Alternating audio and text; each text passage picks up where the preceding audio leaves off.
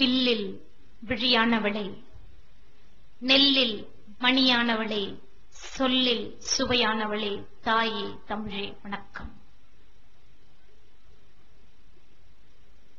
சிங்கம்புரி என்று பெரியோர்களால் போற்றப்பட்ட இந்த திருத்தலத்தில் இன்றைக்கு குறிஞ்சிப்பாடி என்று மிக சிறப்பாக அறியப்படுகின்ற பழம் பெருமை வாய்ந்த இந்த பதியிலே வந்து பங்குனி உத்திர திருநாளிலே பேசுகின்ற பாக்கியம் கிடைத்ததற்கும் அந்த வாய்ப்பு வாசலை திறந்து வைத்த பெரியோர்களுக்கும் நாங்கள் இங்கே வருவதற்கு வேர்க்காரணமாகவும் விதை காரணமாகவும் இருக்கின்ற அன்பு சகோதரர் முருகன் அவர்களுக்கும் இந்த திருவிழாவினை சீரோடும் சிறப்போடும் கொண்டாடி கொண்டிருக்கின்ற குறிஞ்சிப்பாடி பெரியோர்கள், சான்றோர் பெருமக்கள், தாய்மார்கள், திரளாக இங்கே இந்த நிகழ்ச்சியை காண்பதற்காக வந்திருக்கின்ற அன்பு நெஞ்சங்கள், வருங்கால இந்தியாவின் தூண்களாக விளங்க இருக்கும் இளைய சகோதரர்கள், உங்கள் அத்தனை பேருக்கும் மிக சிறப்பாக ஒலி வழங்கிக் கொண்டிருக்கின்ற சகோதரர் உட்பட அனைவருக்கும் என் பணிவான வணக்கம். இந்த நல்ல நாளிலே ஒரு சிறப்பான நிகழ்ச்சி இன்றைக்கு ஏற்பாடு செய்யப்பட்டிருக்கின்றது. இதுல ஒரு சிறப்பு என்னவென்று சொன்னால், குறிஞ்சிப்பாடியின் பெரிய பெருமைகளை எல்லாம் அவர்கள் எடுத்து சொன்னார்கள். பழனிக்கு போக முடியாதவர்கள் எல்லாம் குறிஞ்சிப்பாடி வந்து தரிசித்தாலே போதும் என்கின்ற நிலையில் அங்கே இருக்கின்ற ஆண்டவர் தான் இங்கேயும் எழுந்தருளி இருக்கின்றார். அதுவும் சுயம்புவாக எழுந்தருளி இருக்கின்ற குறிஞ்சிப்பாடி சுப்பிரமணிய சுவாமியை தரிசித்தாலே போதும் என்கின்ற அந்த பழம் பெருமைகளை வள்ளல் பெருந்தகை ராமலிங்க சுவாமிகள் இந்த திருத்தலத்திலே வந்து அமர்ந்திருந்து தங்களுடைய அற்புதமான சொற்பொழிவுகளை எல்லாம் ஆற்றி 10 பாடல்களுக்கும் மேலாக மிக சிறப்பாக இங்கிருக்கின்ற சுப்பிரமணிய சுவாமியை அவர்கள் பாடியிருக்கின்றார்கள் என்கின்ற பெருமை வாய்ந்த செய்திகளை எல்லாம் கேட்டு நாங்கள் மகிழ்ச்சியுற்றோம். அதே போன்று வண்ணச்சரபம் தண்டபாணி சுவாமிகளும் குறிஞ்சிப்பாடி என்கின்ற இந்த பெயரை வைத்தே மிக அருமையான பாடல்கள் பாடியுள்ளதையும் அதை இங்கே கல்வெட்டிலே பொறிக்கப்பட்டிருப்பதையும் நாங்கள் கண்டு மகிழ்ச்சியுற்றோம். ஒவ்வொரு ஆண்டும் குருமகாதேவர் சுப்பராய சுவாமிகளின் திருவிழாவினை இங்கே சிறப்பாக நடத்துவது குறித்தும் நாங்கள் கேட்டறிந்தோம். இத்தனை சிறப்புகள் வாய்ந்த இந்த திருத்தலத்திலே இன்றைக்கு ஒரு புதுமை நிகழ்ந்திருக்கின்றது. குறிஞ்சிப்பாடி என்று சொன்னாலே புதுமைக்கு பெயர் பெற்றது என்பதை நாம் எளிதாக சொல்லிவிடலாம். இனி நாங்கள் செல்லுகின்ற ஊர்களில் எல்லாம் இந்த பெருமையை நாங்கள் கண்டிப்பாக சொல்லுவோம்.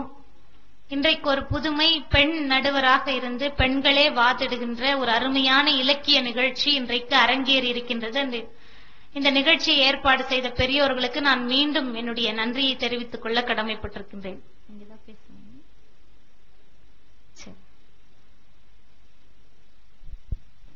இந்த குறிஞ்சிப்பாடியின் பெருமைகளை நாள் முழுக்க கேட்டுக் கொண்டிருக்கலாம் என்பது போல் பல செய்திகள் எங்கள் காதுகளில் வந்து விழுந்தது.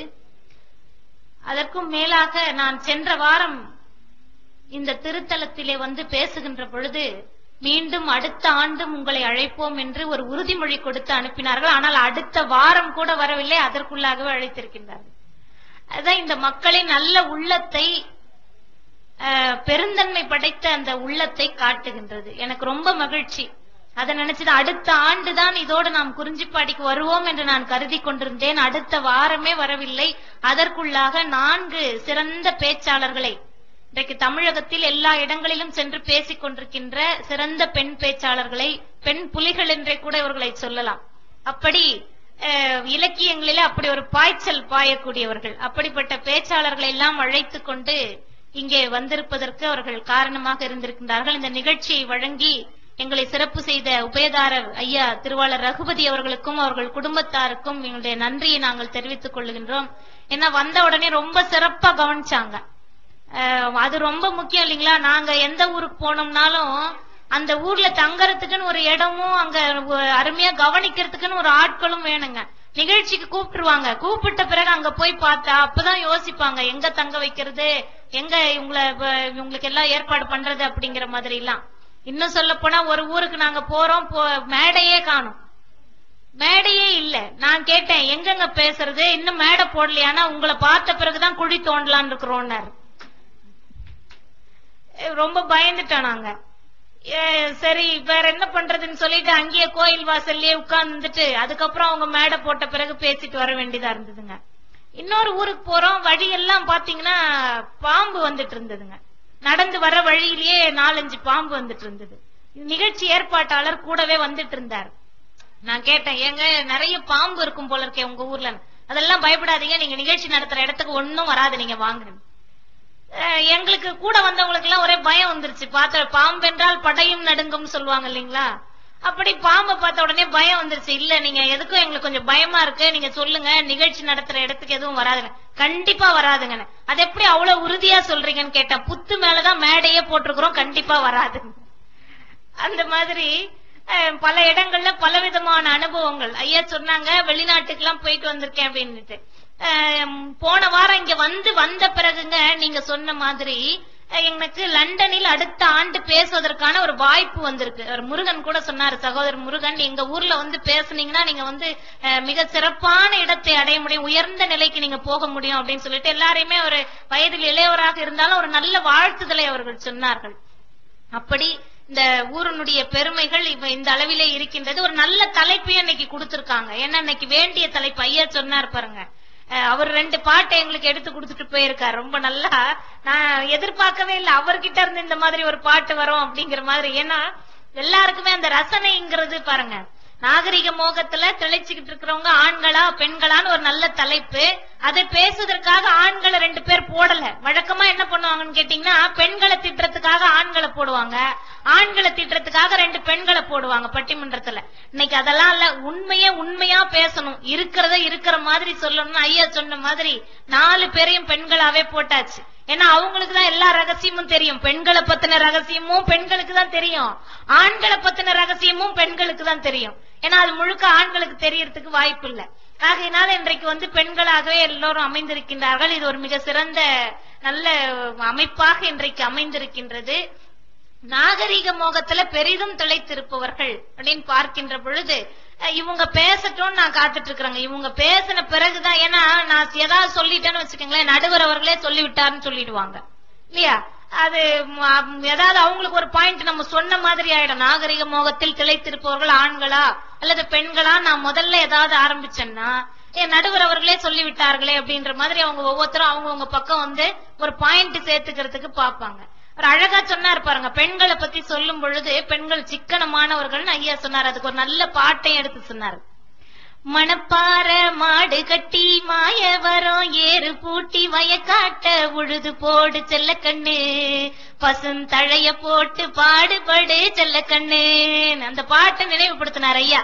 அந்த பாடல்ல ஒரு வரி வருங்க, இந்த பெண்களை மேன்மைப்படுத்துற மாதிரி அந்த உழவு தொழிலுடைய சிறப்பெல்லாம் சொல்லி, உழவு எப்படி பாடுபடணும் அப்படிங்கிற அதெல்லாம் சொல்லிட்டு வரும்போது இறுதியா சொல்லுவாங்க, எல்லாம் முடிஞ்சு அந்த பணத்தை சந்தையில நெல்லை வித்து பணத்தை வாங்கிட்டு வந்தா அதை என்ன செய்யணும் மறுபடியும் அப்படிங்கிறதுக்கு ரொம்ப அழகா அந்த பாடல்ல 2 வரிகள் வரும். சேர்த்த பணத்தை சிக்கனமா செலவு செய்ய பக்குவமா அம்மா கையில கொடுத்து போடு செல்ல கண்ணு, உங்க அம்மா கையில கொடுத்து போடு செல்ல கண்ணு, அவங்க 600 ஆக்கு வாங்க செல்ல கண்ணு. இது ரொம்ப அழகா சொன்னாரு. பெண்கள் வந்து சிக்கனமா சேர்த்து வைக்க கூடியவங்க, அத குறிப்பா கவனிக்கணும். உங்க அம்மா கையில போடணும், உங்க அம்மா கையில கொடுத்து போடு செல்ல கண்ணுன்னு சொன்னாரு. அதை நம்ம குறிப்பா கவனிச்சுக்கிடணும் இல்லையா. அதே போல பெண்கள் செலவாளிகள் அப்படிங்கறதுக்கு அவரே ஒரு கருத்தை எடுத்து கொடுத்தாரு. ரொம்ப அழகான பாடல், அது எல்லாருக்குமே பிடிச்ச பாட்டு, இன்னைக்கு தேவையான பாட்டும் கூட. ஏன்னு கேட்டீங்கன்னா, நம்ம மனித மனம் வந்து புதுமையா ஏதாவது ஒரு பொருள் வந்தா அதை பார்த்த உடனே வாங்கிக்கணும் அப்படிங்கிற மாதிரி ஒரு விருப்பம் நமக்குள்ள எப்பவுமே இருந்துகிட்டு இருக்கு. நம்முடைய வருவாய் என்ன, நம்ம குடும்பத்துக்குரிய செலவு என்னங்கறதெல்லாம் பார்க்காம மத்தவங்க எப்படி ஆடம்பரமா இருக்கிறாங்க, எப்படி நாகரிகமா இருக்கிறாங்கன்னு பார்த்து அதை போலவே நாமும் வாங்கணும்னு ஆசைப்படுறோம் இல்லைங்களா. இப்படித்தான் ஒரு அம்மா என்ன பண்ணாங்க, ஏங்க எதிர் வீட்டுல வாங்குற பொருள் எல்லாம் நம்ம வீட்டுல வாங்கி ஆகணும்னாங்க. சரி என்ன பொருள் இருக்கு சொல்லணும். அவங்க புதுசா பெரிய டிவி வாங்கியிருக்காங்க, சரி வாங்கிட்டா போச்சுன்னு பெரிய டிவி வாங்கி கொடுத்தாருங்க. ஃப்ரிட்ஜ் வாங்கியிருக்காங்க, டபுள் டோர் வச்சு ஃப்ரிட்ஜ் வாங்கியிருக்காங்க, சரின்னு ஃப்ரிட்ஜும் வாங்கி கொடுத்தாருங்க. இப்படி அந்த அம்மா கேட்கிற பொருள் எல்லாம் எதிர் வீட்டுக்கார அம்மாவோட ரொம்ப நட்பு பழக்கம். அதனால அவங்க கேட்கிற பொருள் எல்லாம் இவரும் வாங்கி கொடுத்துட்டே இருந்தாரு. ஒரு நாள் வெடிய காலம் இருக்கும், அந்த அம்மா எந்திரிச்சு வாசல் தெளிக்கிறதுக்கு வராங்க, தண்ணி தெளிக்க. உடனே ரொம்ப வேகமா உள்ள ஓடினாங்க. ஓடி போய், ஏங்க என்ன இப்படி தூங்கிக்கிட்டு இருக்கிறீங்க, எப்பவுமே தூக்கம் தான் உங்களுக்கு கும்பகர்ணம் மாதிரி அப்படின்னு அவரை உலுக்கி அவர் முகத்துல ஒரு சொம்பு தண்ணிய கொட்டி எழுப்புனாங்க. எதுக்குமா இந்நேரத்துக்கு என்ன எழுப்புறேன்னு, எதிர் வீட்டுல புதுசா ஒரு பொருள் வாங்கி இருக்காங்க, அது கண்டிப்பா எனக்கு வேணும். இந்நேரத்துக்கு உனக்கு எப்படி தெரிஞ்சது எதிர் வீட்டுல பொருள் வாங்கி இருக்காங்கன்னு சொல்லிட்டு, வாங்க நீங்க வந்து பாருங்க ரொம்ப புதுசா இருக்கு அப்படின்னு. அவரும் கண்ணை தொடச்சிக்கிட்டே, சரி வேற வழியில என்ன பண்றது, மனைவி சொல்லிட்டாங்களேங்கிறதுக்காக வேகமா எழுந்து வந்து பாக்குறாரு. எதிர் வீட்டு வாசல் முன்னாடி ரோடு ரோலர் நிறுத்தி வச்சிருக்காங்க. அந்த ரோடு போட்டுட்டு அந்த வண்டிய இரவு நேரத்துல வேற எங்கேயும் தள்ளிட்டு போக முடியாம அந்த எதிர் வீட்டு முன்னாடி நிறுத்தி வச்சிருக்காங்க. இந்த அம்மா அது வரைக்கும் அதை பாக்காதனால அவங்க ஏதோ புதுசா வண்டி வாங்கிட்டு இருக்கிறாங்கன்னு சொல்லிட்டு அந்த பொருள் எனக்கு வேணும்னு சொல்லி கேக்குறாங்க. அப்புறம் அவர் சொன்னாரு, இதெல்லாம் வாங்க முடியாது, இது அரசாங்கத்துது, இது ரோடு போடுறதுக்காக வச்சிருக்கிறதுன்னு சொல்லி அவர் விளக்கம் சொல்லி அப்படி கூட்டிட்டு வந்தார். அப்படி எந்த பொருள் வேணும் எந்த பொருள் வேணாம் அப்படிங்கறதே ஒரு தெளிவில்லாம எதை பார்த்தாலும் வாங்கிக்கிடணும் அப்படிங்கிற ஒரு எண்ணம் இருக்கு. இது ஆண்கள் கிட்டயும் இருக்கு, பெண்கள் கிட்டயும் இருக்கு இல்லையா? நீங்க இன்னைக்கு பாத்தீங்கன்னா மாணவர்கள்லாம் கூட ரொம்ப வித்தியாசமான ஆட்களா இருக்காங்க. வகுப்புல இன்னைக்கு எங்களுக்கு பெரிய கஷ்டமே இன்னைக்கு இருக்கிற தொழிலே ரொம்ப கஷ்டமான தொழில ஆசிரியர் தொழில் தாங்க. இந்த மாணவர்கள்ட்ட பதில் சொல்லி சமாளிக்கவே முடிய மாட்டேங்குது. நாங்கெல்லாம் படிக்கிற காலத்துல எங்க ஆசிரியருக்கெல்லாம் ரொம்ப பயப்படுவோம். நான் சொன்னேன் என்னுடைய மாணவன்ட்ட, நான் பெரிய பெரிய ஆசிரியர்கள் பேராசிரியர்கள் கிட்ட எல்லாம் படிச்சேன், எங்க பேராசிரியர்கள் பேர்லாம் தெரியுமா உனக்குன்னா அவங்க பேரெல்லாம் நான் சொல்றேன். அவன் சொல்றான், நீங்க பரவாயில்ல கொடுத்து வச்சவங்க, உங்களுக்கு நல்ல ஆசிரியரா கிடைச்சிருக்காங்க. அப்படின்னா என்ன சொல்ல வரான் பாருங்க, நான் நல்ல ஆசிரியர் இல்லங்கிற மாதிரி நீங்க பரவாயில்ல கொடுத்து வச்சவங்க, உங்களுக்கு நல்ல ஆசிரியர் எல்லாம் கிடைச்சிருக்காங்க அப்படின்னு. ஒரு நாள் என்னுடைய மாணவி ஒருத்தி கேட்டா, ஏன் மேடம் செய்யாத தப்புக்கு நீங்க தண்டனை தருவீங்களான்னு. செய்யாத தப்புக்கு ஏமா நான் தண்டனை தரப்போறேன், என்ன தப்பு பண்ண சொல்லுன்னு. நீங்க சொன்ன அசைன்மெண்ட் நான் செய்யல, ஹோம்ஒர்க் நீங்க சொன்ன அசைன்மெண்ட் நான் செய்யல, அதுக்கு நீங்க தண்டனை தருவீங்களான்னு. எவ்வளவு டெக்னிக்கா பேசுறாங்க பாருங்க. செய்யாத தப்புக்கு அது தப்பு, சொன்னதை செஞ்சுட்டு வரல, எழுதிட்டு வான்னு சொன்ன பாடத்தை எழுதிட்டு வரல, இத சொல்லும் போதே டெக்னிக்கா இது செய்யாத தப்பாமா, செய்யாத தப்புக்கு நீங்க தண்டனை தருவீங்களா அப்படிங்கிற மாதிரி அவ்வளவு டெக்னிக்கா பேசுறாங்க. இன்னைக்கு ஒன்னும் பேச முடியலைங்க, யார்கிட்டையும் எதுவும் பேச முடிய மாட்டேங்குது. வகுப்பு நடத்திக்கிட்டே இருக்கேன், பையன் பாலுங்கிற பையன் தூங்கிட்டு இருக்கான், அவனை எழுப்பிடே எவ்வளவு அருமையா பாடம் நடத்திக்கிட்டு இருக்கிறேன், அப்படி தூங்குறியே நியாயமா, உனக்கு என்ன தண்டனை தரலாம் அப்படின்னு கேக்குறேன். மறுபடியும் அந்த பாடத்தை நடத்திருங்கிறோம். அப்படின்னா நான் பாடம் நடத்துறது அவ்வளவு தண்டனையா இருக்கு இல்லையா? அந்த மாதிரி அவ்வளவு ரொம்ப டெக்னிக்கா பேசுறாங்க.